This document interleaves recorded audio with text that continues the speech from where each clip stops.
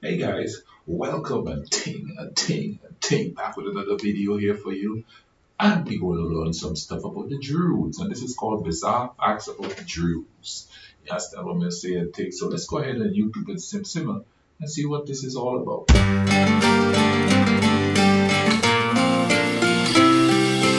When most people think of Druids, they think of the New Age, crystal-obsessed pagan types who use that name today. Or maybe something from Dungeons & Dragons. From around 1200 to 600 BCE, the Druids lived in what was then known as Gaul, and today is a region that encompasses the majority of Western Europe and the British Isles. But if the original Druids weren't a coven of forest-dwelling wizards, then who were they? Today we're going to take a look at some bizarre facts about the Druids, the prehistoric hippies that history forgot. But before we get started, be sure to subscribe to the Weird History channel and let us know in the comments below what other mysterious tribes or cultures you would like to hear about. Okay, for you Spinal Tap fans out there. In ancient times, hundreds of years before the dawn of history, lived a strange race of people, the Druids. The first thing we need to be clear about is that when scholars use the word Druid, they're literally not sure what they're talking about. That is, the original meaning of the word Druid has long been lost to history. There are, however, a few good guesses. One is that Druid means someone whose knowledge is great and thorough. You'll notice that this translation doesn't include any sort of religious connotation. Indeed, despite the fact that modern people tend to associate the Druids with a certain religiosity, none of the ancient Greek or Roman writers ever referred to Druids as priests or depicted Druidic practice as any kind of religion. Rather, the surviving accounts indicate that the Druids were more like the intellectual caste of ancient Celtic society. The nerds and other professional dorky types, if you will. As for the weirdo religious angles that are so popular in fiction today, they seem to have been mostly created by and for modern audiences. You know, that's kind of crazy that they say that there. You understand what I mean? If people don't understand a religion, they create stories about or culture or anything like that. Not just have to just be religion. They create these stories that actually become facts after a while. They do the same thing with voodoo, you know what I mean? Before voodoo was like a religion in Africa, just like the Greek mythology, god of the sea and all of that stuff, god of the land, the sky, you understand? And they turn it into some like vicious thing where it's witchcraft and they're like casting spells and terrorizing people and doing all of that, you know what I mean? Some of that is believed in the Caribbean too, where voodoo and stuff is like a part of life in this region here. And of course in New Orleans, and of course you have Santeria in Cuba and stuff like that. But I'm gonna go with voodoo because that's what in my country it's called obia. But there's a dehumanization of it because they realized the power of religion, the power of religiosity, of religious beliefs, if you will. It will spawn a camaraderie between the people. So when the slaves came there, they dehumanized their beliefs and teach them just to teach them what they were believing is wrong. In Haiti, I believe it's in 1804, anyway, Haiti had the first successful slave uprising that actually stuck.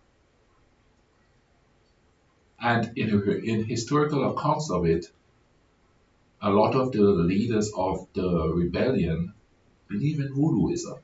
And I think that's one reason why it has maintained in society in Haiti as it has today because they prayed, let me see, they prayed to a Loa. What's that Loa's name that they prayed to? I don't know offhand. But anyway, that's who they prayed to before they went off the battles and stuff, according to history.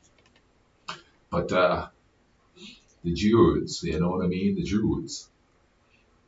Seems like everybody's got their interpretation of who they are wrong. And they have this mysterious image of modern times when it seems that they were just intellectuals, and tree huggers, if you will. Let's get back to this.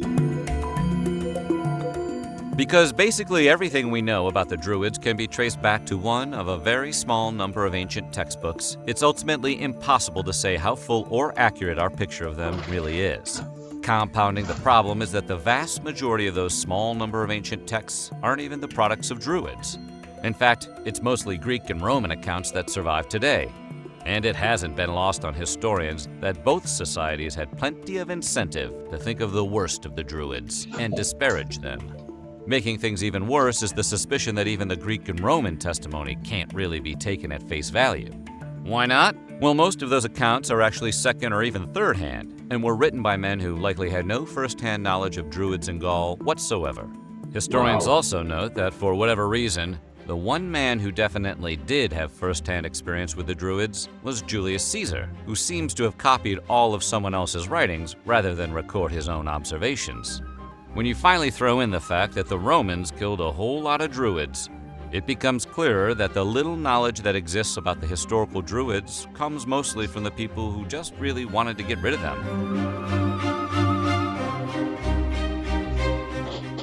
What a way to wipe out a whole way of thinking.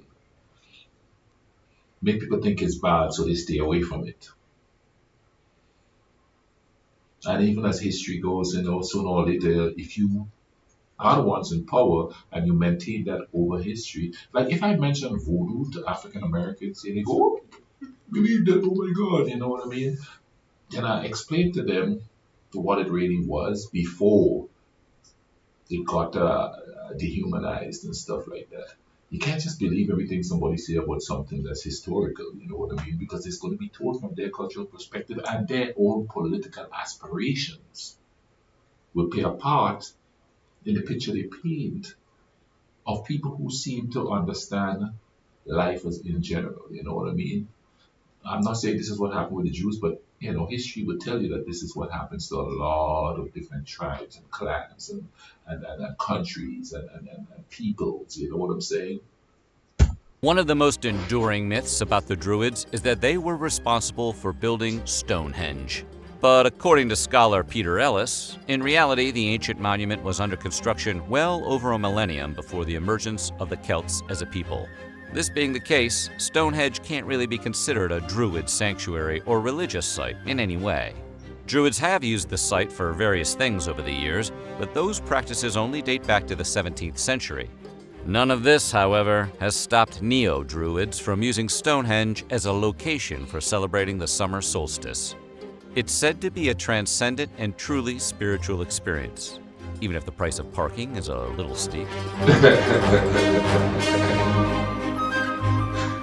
Long before the Nazis perverted the ancient swastika, the symbol had a very different connotation.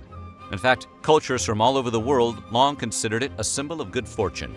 Some contemporary scholars even believe the modern shape of the Christian cross may be derivative of it. The Druids were among those who associated the swastika with good fortune. The artifact, known as the Battersea Shield, recovered from the Thames River in 1857, features several swastikas and is believed to be the work of Druids. While the artifact is called a shield, archaeologists don't believe it was actually used in battle. Rather, they suspect it was a gift or offering to the gods that likely dates from the 1st century BCE. Some ancient texts even claim that the so-called Arch-Druids would shape tree branches as part of their rituals. Historians, however, think that's likely just old-world propaganda. Not all Druids were men. Women were allowed to be Druids, too. In fact, many Druid warrior queens are known to have been skilled military leaders. Druids also had women serve as judges, ambassadors, and lawyers, an arrangement that deeply perplexed the much more male-centric Greeks and Romans. Other things that weirded out the Greeks and Romans included the fact that Druid women could divorce their husbands and wouldn't suffer in status or reputation if their husbands became convicts. Crazy, right? But it's true. The ancients were completely amazed that Druids let a woman's reputation be determined by her own actions.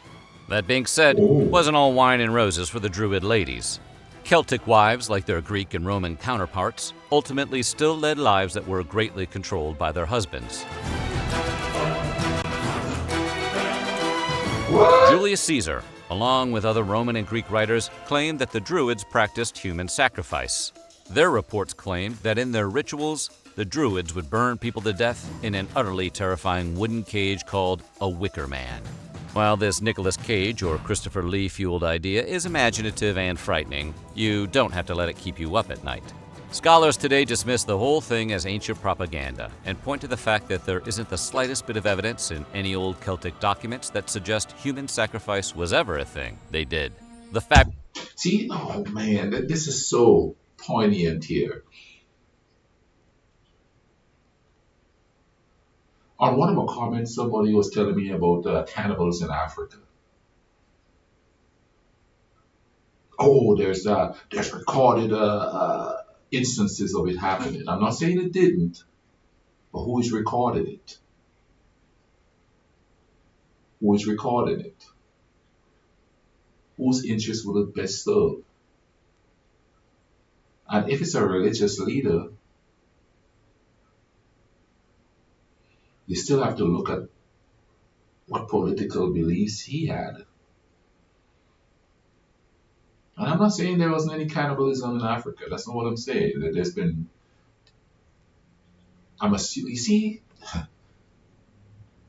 the more I study history, the more I start questioning history. You understand what I'm saying? Thing? Especially when you realize the dichotomy of the wealthy or those who have the power dictating what is written, like Julius Caesar wrote about the Druids. Did he ever live? Or supposedly wrote about the Druids. Did he ever live amongst them? Or is he just like, and if he did write it, which they're saying he probably didn't, but if he did write it, where did he get his sources from? What is fiction and what is fact? What is history? And what exactly is his story that he's telling? Where did it come from? Fabulous violence associated with Druidic religious practices is probably just the remnants of the old prejudices of Christian propagandists. In fact, not only does it seem Druids did not practice human sacrifice, there's actual evidence that capital punishment was considered to be contrary to their ideas of justice. Wow. As their conqueror, Julius Caesar didn't have a tremendous amount of respect for the Druids, so he may not be the best source of information on them as a people. That being said, Caesar's writings on the Druids are one of the only genuine sources that scholars have about Druid culture and belief, so they have to make do with what they've got. Anyway, in one of his writings, Caesar claimed that as an intellectual class, the Druids were exempt from military service and didn't have to pay taxes like other citizens did. He goes on to point out that many people found these privileges, in his words, naturally attractive, and led them of their own accord to become students of Druidism. The Romans did not like the Druids at all. In fact, they repeatedly clashed with them and even attempted to eradicate the Druids as a class. What's with all the animosity? Was it some ancient rivalry or profound religious schism that kept the two at each other's throats? No, it was basically a dispute over property. You see, the Romans thought of property ownership as an individual pursuit. The Druids, on the other hand, thought property was a collective endeavor. This belief, according to one scholar, challenged the very foundation of Roman culture, politics, and imperialism. Wow. In fact, archaeologists believe that the Romans were so anti-Druid, they were busy trying to abolish the class as early as 54 CE. Unfortunately, scholars don't know a whole lot about how the Druids really worshipped. They do, however, know that the Druids thought of their gods not as their creators, but rather as their ancestors. One of these goddesses was Danu, a mother goddess, whose name can be found in the Danube River, as well as the Don Rivers in Yorkshire and Scotland. For the Druids, water seems to have symbolized the life and wisdom flowing from the gods. In many ways, it's similar to the Hindu reverence of the Ganges and the importance placed on the River Jordan by the Jews. The Druids had a habit of keeping the heads of people they admired, and this practice seriously freaked out the Romans. However, the Druids weren't headhunters or anything like that. The Druids thought there was no greater mark of respect for a person than to preserve their head in cedar oil after they've passed away. Wow. The practice stems from the fact that the Druids believed the soul lived in the head. They also believed the soul was indestructible and that the head that contained it was the source and power of human spirit. From one perspective, it's a beautiful practice. Yeah. From another, it's freaky-deaky weird. Yeah. You can't just okay, if it's something ghastly and like you're preserving the head, okay. You do the same thing when you go to funerals and stuff like that, and you put somebody in a coffin. You're trying to preserve them, right? What else could it be? Instead of just like tossing them out there so that animals eat them and let them decay and become manure for the earth. You understand what I'm saying? That's what we're supposed to do. I think. You know what I mean? Decaying bodies and stuff help with the soil. Maybe minute, but it does. So, that's why things start living in you if you die. That's why you see maggots come along. You understand what I mean? This new life spawning. You know what I'm saying? Let's get back to this here. The popular association of Druids with oak and mistletoe can be traced to writings by Pliny and Cicero. Pliny, for his part, made the Druids sound like magical wizards. He claimed they climbed oak trees to collect rare mistletoe, which had the power to give fecundity to any barren animal, and that it is predominant against all poisons. Mistletoe, first to kiss, then fecundity. And poison, that's cool too. Pliny even went on to say that this magic was made possible through the sacrifice of white bulls. Modern scholars believe Pliny's stories were entirely fictitious, a classic of universal popular knowledge but without substance. In all fairness to Pliny, though, we get it. There's no story that can't be improved by throwing in a few wizards. According to scholars, when it came to transmitting their knowledge, Druids were committed to an oral tradition. However, it wasn't out of ignorance. They were actually quite literate. Rather, the Druids simply didn't want their knowledge to fall into the wrong hands, so they placed a strict prohibition on writing any of it down. Wow. It is believed it took somewhere from 12 to 20 years to become a Druid, and the vast majority of that time was spent learning the traditions by heart, since writing them down in any way was a major no-no. While this practice probably protected the Druids and their culture in their own time, today it means that unfortunately, almost all of Druidic knowledge, as they understood it for themselves, is now lost to time. Yeah, that's kind of sad. So what do you think? Would you want to be a Druid? Let us know in the comments below, and while you're at it, check out some of these other videos from our weird history. Would I want to be a Druid? According to the so-called understanding of them now by scholars, intellectual, they seem to have a oneness with nature. They like interpersonal communication because they want to orally pass down their traditions and stuff to the next person. So they speak into the person face up, you know what I'm saying, instead of having to write it down and spread it all over the world, because you know what, people going to interpret it their way. And I understand why they did what they did, you know what I mean. You have to be learned in it in order to pass it on, rather than Julius Caesar getting some writings from somebody and writing it down. However, that shows the danger of letting it be like that, because then you have people who come and conquer you, tell the world what they think you are,